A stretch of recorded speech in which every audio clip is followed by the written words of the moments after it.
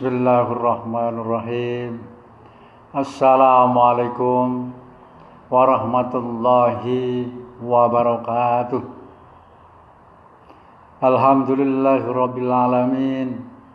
Wassalatu wassalamu ala asrafil mursalin wa ala alihi wa ashabihi ajmain. Qala rabbi shrah li sadri wa yassir li amri wahlul 'uqdatam min lisani yafqahu qawli. Qala Allah ta'ala fil Qur'anil Karim, a'udzu billahi minasy syaithanir rajim. Bismillahirrahmanirrahim. Wa ma khalaqtul jinna wal insa illa liya'budun. Wa qala an-nabiyyu sallallahu awwalu ma yuhasabu bil 'abdi yaumal qiyamah as-shalah. Faman salaha sa'iru amalihi, faman fasada sa'iru amalihi. Al-hadis. Para pemirsa yang berbahagia, marilah pertama-tama kita memanjatkan puja dan syukur kepada Allah Subhanahu wa taala yang telah banyak memberikan nikmat kepada kita semua. Nikmat iman, nikmat Islam, kesempatan kesehatan, sehingga pada siang sore hari ini kita bisa bersama-sama mengadakan tausiah dalam acara pengajian sore hari ini.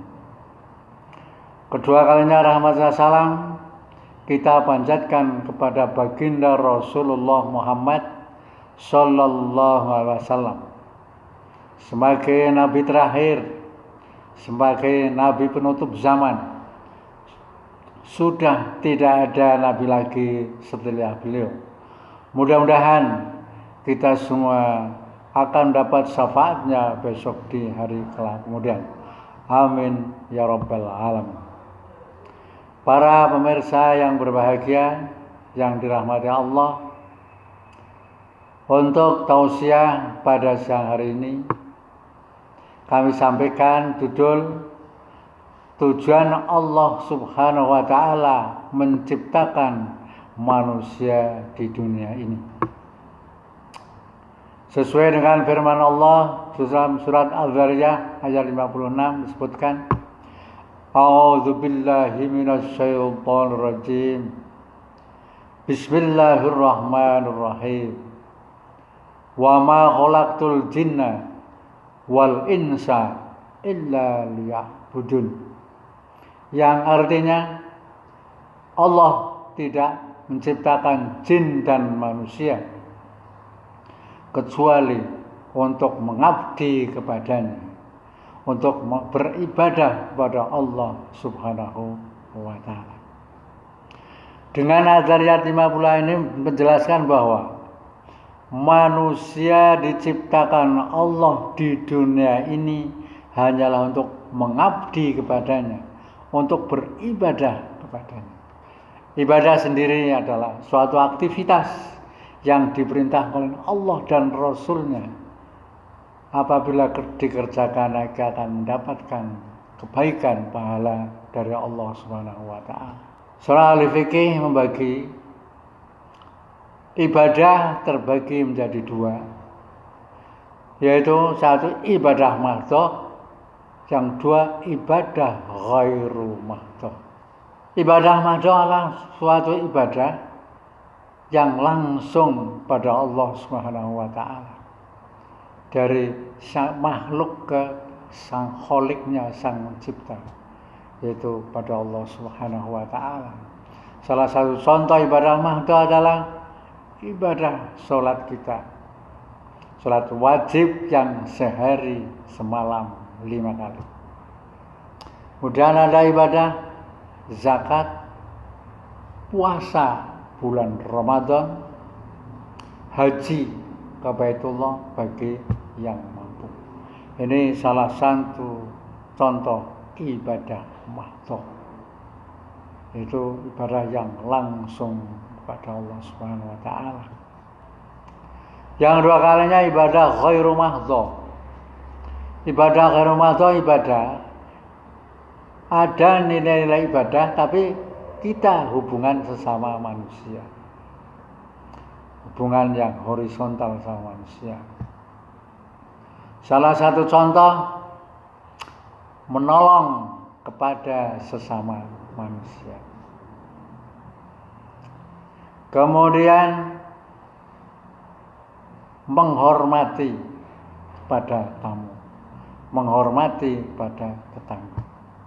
Senyum bila bertemu dengan saudara kita itu termasuk ibadah atau sedekah. Itulah salah satu. Lah di antara ibadah-ibadah ini ada pokok dari ibadah, yaitu ibadah sholat yang 5 waktu. Yang sehari semalam 5 kali. Tentunya subuh, zuhur, asar, dan maghrib dan isya. Yang tidak boleh kita tinggalkan, yaitu yang 5 waktu. Dalam situasi kondisi yang seperti apapun, kalau kita masih ingat, kita wajib untuk mengerjakan sholat. Kemudian bagi anak-anak kita harus kita tanamkan bahwa sholat adalah suatu ibadah yang sangat-sangat penting. Nabi memberikan himbauan dan perintah pada kita orang tua, anak-anak yang usia 7 tahun untuk diajari sholat.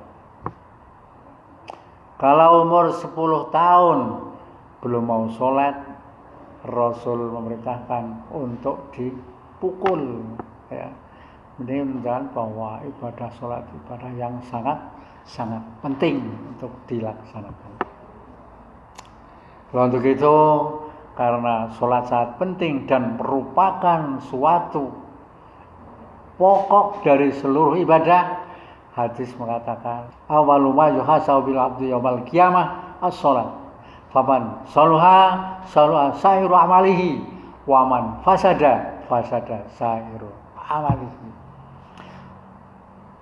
Pertama kali yang dihisab oleh Allah Subhanahu wa taala di hari kiamat adalah ibadah sholat kita. Apabila sholat kita baik, semua amal yang lain akan baik. Sedekah kita, menolong kita kepada tetangga, berbuat baik dan sebagainya akan baik. Tapi sebaliknya, bila sholat kita rusak, semua amal akan jadi rusak. Maka dari itu mari kita laksanakan ibadah sholat dengan sebaik-baiknya, supaya ibadah sholat kita diterima Allah dan semua amal-amal yang lain akan ikut diterima oleh Allah Subhanahu wa taala. Sekian yang bisa saya sampaikan. Ada benarnya dari Allah Subhanahu wa taala, ada kesalahan kekurangan dari kebodohan saya sendiri. Mudah-mudahan Allah mengampuninya. Kurang lebih mohon maaf yang sebesar-besarnya. Usikum wa nafsi bitaqwallah billahi fi sabilil haq. Wassalamualaikum warahmatullahi wabarakatuh.